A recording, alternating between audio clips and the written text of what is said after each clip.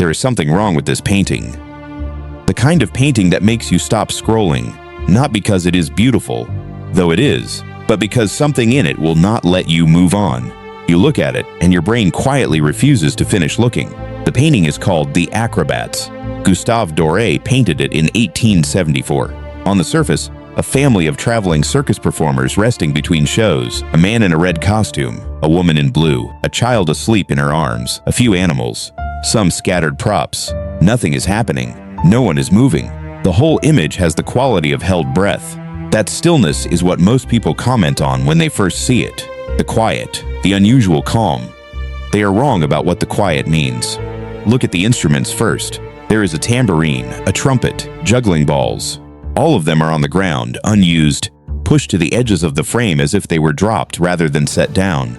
Not stored, not prepared for tomorrow. Abandoned mid-session, the way you drop something when something else has suddenly become more important. Now look at the father. He is still wearing the full costume, the painted face, the red performance suit. Circus performers of this era changed immediately after a show. The makeup was heavy, the costume uncomfortable, and staying in it backstage served no purpose. There was no audience left to entertain. Doré would have known this.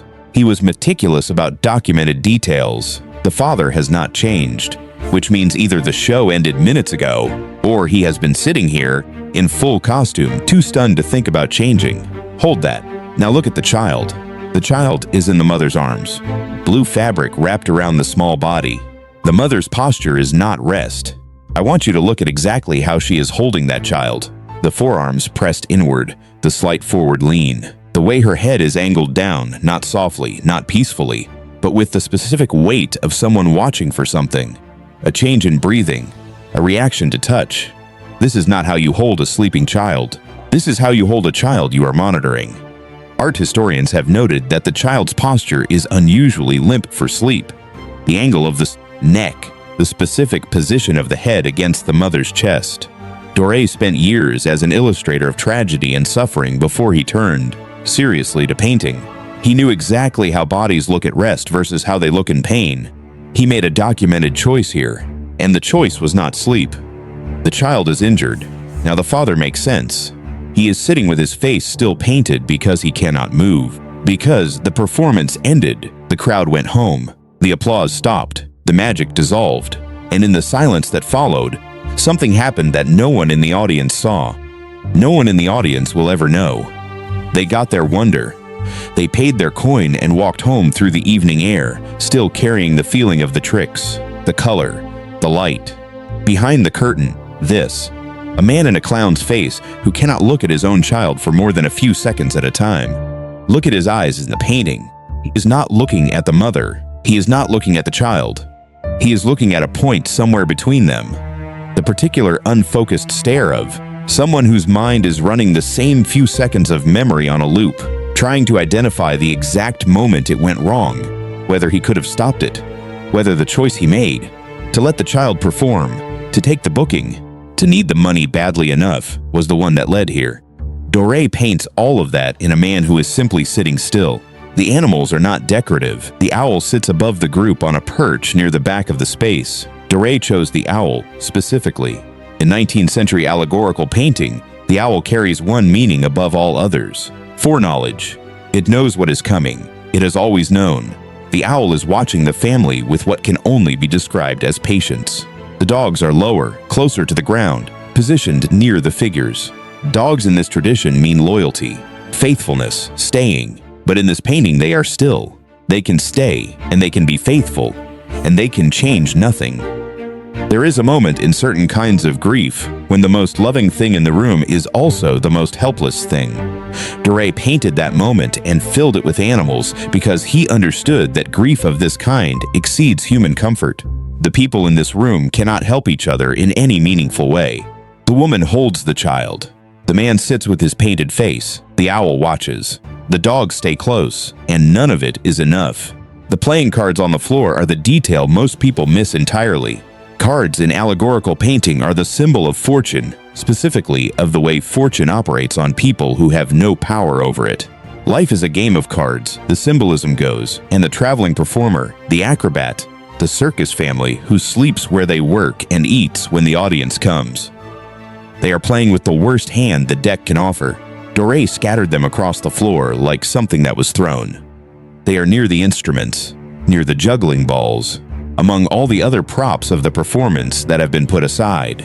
Chance, thrown aside with the rest of it, useless now in the aftermath. But here is what almost no one writing about this painting has noted. The cards are face up. Doré painted them showing their faces, not just scattered, revealed. Whatever hand was being played here, the cards are on the table now. There is nothing left to conceal. The performance is over, and whatever the family was wagering, their livelihood, their dignity, the child's safety, has been decided. The outcome is already set. The cards are simply confirming it. I want to tell you something about Gustave Doré that changes how this painting feels. By 1874, Doré was the most successful illustrator in the world. His editions of Dante's Inferno, the Bible, Cervantes, Milton, they had made him wealthy and famous across Europe. He had illustrated hell.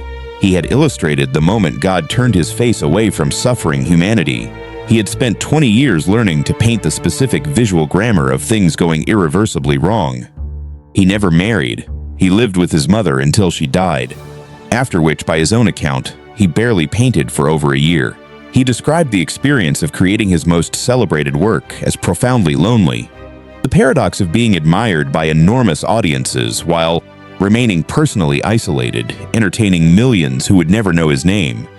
He identified with the saltimbanques, with the traveling performers, the acrobats, the clowns who made crowds feel wonder while carrying something private that the crowds would never see.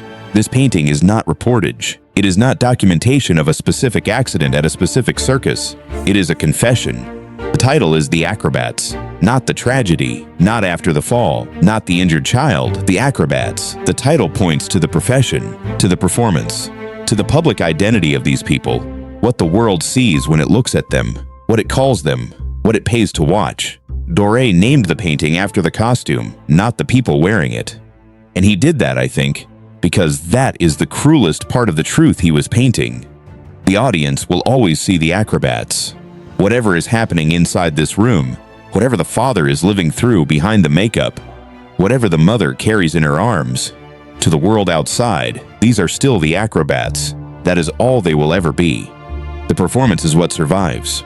The suffering stays here, in this room, with the silent dogs, and the watching owl, and the face-up cards on the floor.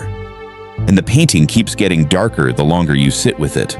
Not because Doré added more darkness, because he hid it in the places your eye passes over on the first look. In the angle of the mother's arms, in the direction of the father's gaze, in the instruments that were dropped instead of stored, in the cards that were already showing their faces before you arrived. The darkness was always there. You just needed time to find it. That is what Doré understood about suffering that most painters of his era did not. It is not dramatic. It is not visible from the outside. It is sitting quietly in a corner, still wearing its costume, waiting for you to look closely enough to see it. If you see something in this painting that I didn't, a detail, a symbol, a reading I missed, leave it below. The most interesting things about this channel tend to live in the comments. And if you want to see another painting that has been hiding something in plain sight, there is one waiting.